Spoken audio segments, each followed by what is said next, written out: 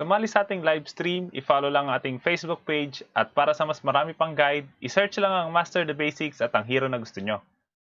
Ano nga ba yung mga sikreto ng mga tank kung bakit mas madali nilang nahuhuli yung mga kalaban? Sa Mobile Legends game na to, pag-uusapan natin yung mga paraan para mas madali kang makapag-set, pati na rin sa paggamit kay Edith. Kasama na rin dito lahat ng tama at maling desisyon na ginawa ko. Okay, let's go!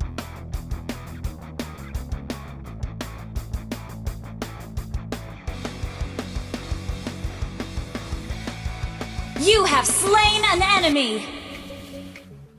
Sa laro na to, Roam Edith yung gamit ko kaya ito yung emblem at item build. Mamaya pag-uusapan natin kung bakit ito yung bagay sa kanya. Sa early game, dahil merong Franco yung kalaban, kaya dapat binantayan ko yung jungler namin.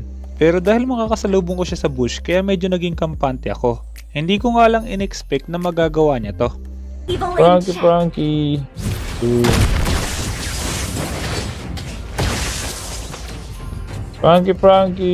Frankie. Ay, hinukulo na ako niya yung buff. Bakit buff pinahook? Nakatayo si Lance dun ah. Okay. Frankie. Let's finish this. I Frankie. must not exhaust my friend. Boom! Nalasit ko siya. Hindi ko nabantayan yung jungler natin, kaya nahook ng Franco yung buff niya at na-delay siya. Pero dahil naagaw ko yung Lito, kaya kahit papano na-delay din yung Ling. Maliban doon, dahil nga naka-Brave Smite talent tayo sa tank emblem, ibig sabihin every 8 seconds pwede tayo mag-regen kapag nakapag-crowd control tayo ng kalaban. Yun yung dahilan kung bakit pwede nating guluhin yung jungler nila. Boom! Nag-retreat. Joke lang. Joke lang. Away from this land, evildoers! Kilasitin mo. Farmin mo. Boom! Nakuha ko! dalawa na yung jungle na naagaw ko sa kanya. Nabawasan natin kahit papano yung jungler ng Ling at dahil malapit na mag-up yung turtle kaya dapat doon naman tayo pumunta. Pagdating naman sa pagsiset gamit ang mga tank, isa sa mga kailangan nyong malaman is yung tinatawag na bushing. Napaka-importante na magamit natin yung mga bush para mas madali tayo makapag-set. Kapag nagtago tayo sa bush hanggat maaari hindi dapat alam ng kalaban. Attack the turtle! Still feels funny to have precious memories. Kinuha niya yung ulti Atay mo. Nagawa mo dyan. Ay. Umuwi yung Eve tapos wala pang blue buff yung Ling kaya ibig sabihin madali natin makukuha yung turtle. Saan si Ling? Powerful too. Frankie. Launch attack! Boom! Connection!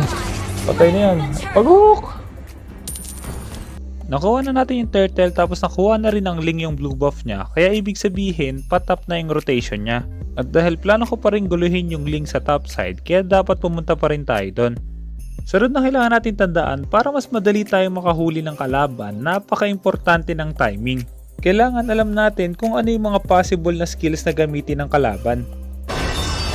Boom! Connection! Patay ka na! Thank you! Maliban sa skills, kailangan nyo rin isama yung mga spells ng kalaban. Hanggat maaari, bago nyo sila hulihin, hintayin nyo munang gamitin nila yung mga pantakas na skill or spell. Katulad na makikita nyo dito, once na ginamit na yung pantakas na skill, mas madali na nating mahuhuli yung kalaban. Tara! Patayin natin yan. When peace returns, I'll also return my Tara. Meron akong flicker. Hulihin natin si Bruno. Let's finish this. Mid lane. I must not exhaust my friend. Careful! The enemy is missing. Dito ka lang! Frankie! Ay, ano pala yan? Si Bruno pala yan. Kung napansin nyo, dahil ginamitan ng Bruno yung dash niya, kaya mas madali natin siyang nahuli. At para hindi rin tayo ganang mabawasan sa tower, kaya ginamit ko yung second skill flicker na combo. At dahil nasa bottom lane naman yung kalaban, kaya doon naman tayo magro-rotate. Makikita nyo ulit dito kung paano natin i-maximize yung bushing, pati yung paggamit ng skill ng kalaban. An enemy has been slain. Grabe yung mga kampi ko. Request backup. Request backup. Kasi umuwi. Ulti yan. Huli ka! Boom! Patay. Attack the turtle. Take Napansin nyo, dahil walang nakakita sa atin nung nagtago tayo sa bush, tapos ginamit pa ng Ling yung second skill niya na pwede niyang ipangtakas, kaya mas madali natin siya nahuli. At dahil napatay na yung Ling, kaya mas madali na makakuha ng Lancelot yung turtle. Ka! Boom! Patay. enemy. Ito pa. Launch attack. Ikot-ikot lang. Ikot-ikot lang. Bago natin ituloy yung video, gusto ko muna sagutin yung isa sa tanong ng ating viewers. Shoutout sa'yo Jeff Kapaya. Ang tanong niya, pag nag-double item katulad ng double BOD, double rin po ba ang damage? Kailangan nyo lang tandaan, lahat ng core items merong tinatawag na stats at unique passive. Kapag bumili ka ng parehong item, yung stats niya pwedeng magpatong, pero yung unique passive hindi na. Kaya sa double BOD, magpapatong yung damage at movement speed pero yung passive hindi. Pero ikaw, ano sa tingin mo yung mga item na magandang pagsamahin at ano naman yung hindi? I-comment mo lang sa baba ang yung sagot at huwag mo kalimutan mag-subscribe. Ah! Boom! Patay! Huli ka! Battle spell in cooldown. Isa pang kailangan itandaan pagdating sa bushing, once na makita kayo ng kalaban, huwag nyo nang pilitin mag-set sa lugar na yon. Kailangan nyo gawin yung tinatawag na reposition. Kailangan nyo humanap ng ibang bush nang hindi kayo nakikita ng mga kalaban. Maliban sa bushing at timing, napaka-importante rin ng patience. Kapag masyado kayo maaga pumasok, possible na kayo pa yung mapahamak or hindi nyo mahuli yung kalaban. Katulad na lang ng mangyayari sa kakampi natin na masyadong mainipin. Kami. Nakita kami. Request Ay, back. sayang nakita ako. Wow. This Nakita tayo ni Bruno. Okay. Magano tayo? Saan? Pak, yun lang. Mali na tinarget. Asim. Boom! Asim mo, Lodi. Maasim si maasim si Moscow. Pumapasok ng tower.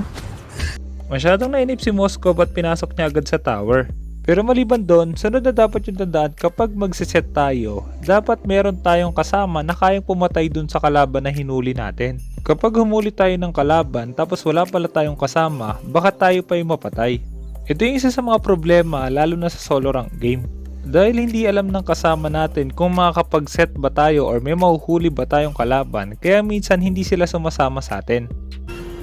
Ano kasi SDC? Lasik. Joke lang. I'm out. Family bonds can be unbreakable. I Attack learned the that. turtle. Take down the lord. Attack Tara. the turtle. Tara si Bruno. Si Battle Bruno. spell in cooldown. Request Sayang wala akong kasama. Sometimes I wonder. Boom! Sayang wala akong kasama. Patay sana to. Still, little an girl. ally. Walang sumunod sa akin. Down. My Bawal duty ka is to lumabas, hold uy. evil in check. Oh, boom! Use your edge. Yun lang. Nice one. Nice one! Ito pa. Slain. Re-regen yan. Nakuha ng kakampi natin yung turtle tapos napatay pa yung dalawa sa kanila, kaya pati yung red buff nakuha rin ng kakampi ko. At dahil malaki na yung lamang natin, kaya dapat bumasag na tayo ng mga tower. Pero para magawa yon, napaka-importante na ma-zone natin yung mga kalaban. Ang problema nga lang, masyado kami naging matapang. Yan!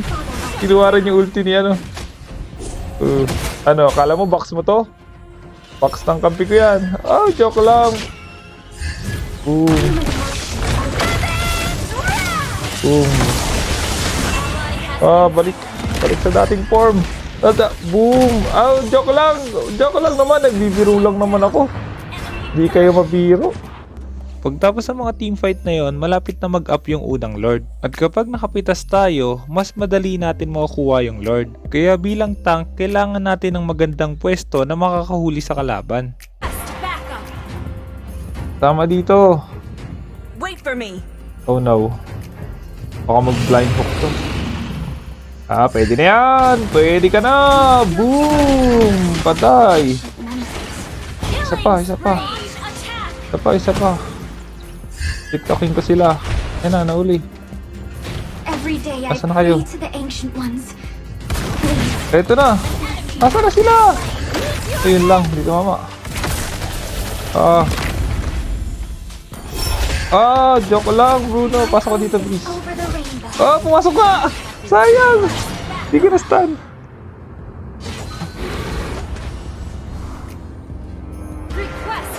Aray, slow. Malas. Malas siya na slow siya. Bakit may nag-i-spam? Nakapitas tayo kaya madaling nakuha ng kakampi natin yung Lord.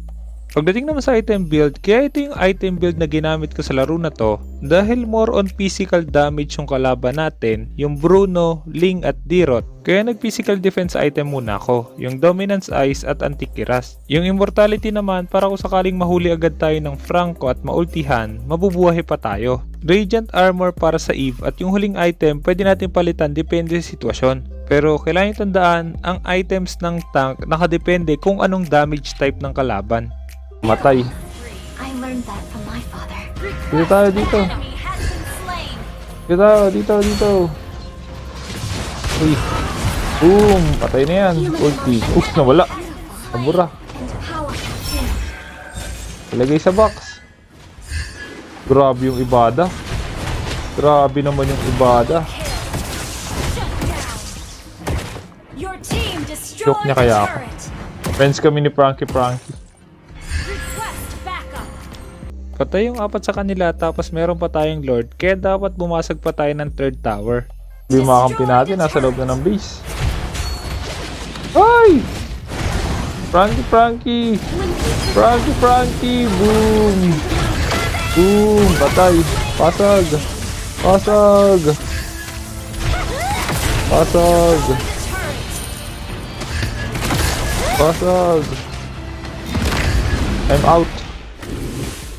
I'm out. Wala akong... Nakapasag tayo ng isang 3rd tower ng kalaban pero hindi na ganun kadaling basagan yung sunod na 3rd tower.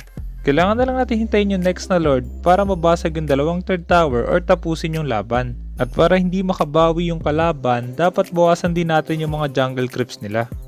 Hindi ganun kahirap gamitin si Edith bilang tank basta alam mo yung tamang paghuli sa mga kalaban. Lagi mo lang tatandaan yung tamang bushing, timing, pati yung patience.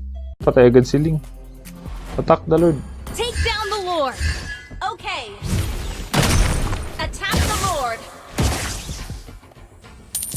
I need the bug. Okay. Away from this land, evildoers! Okay na yan. Para mag-defend sila.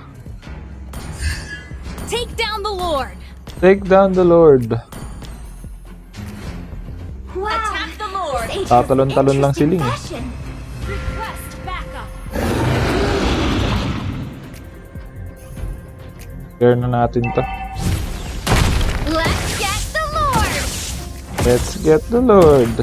Attack the Lord.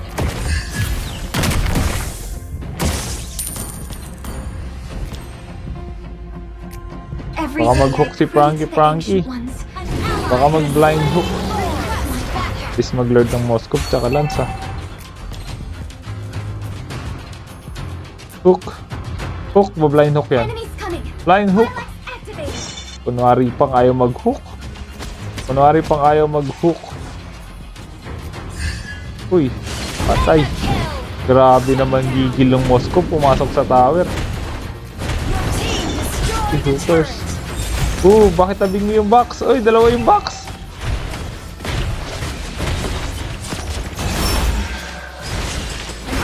Use your edge. Uy, yung kunat. Lambot. Destroy. Lambot ko pagka naka-ano. Mega kill. Boom! Tayo mo na! Tapusin nyo na! Push first! Sayang, nagpakamatay kasi si Moskov tapos na sana to eh. Oh. Sige, push Lord! Go Lord! Nice one! Pumasag yung Lord. Sana marami ka natutunan sa guide na to at kung meron ka guide na gusto ipagawa, i-comment mo lang sa basa sa mga gumawa ng guide tungkol doon.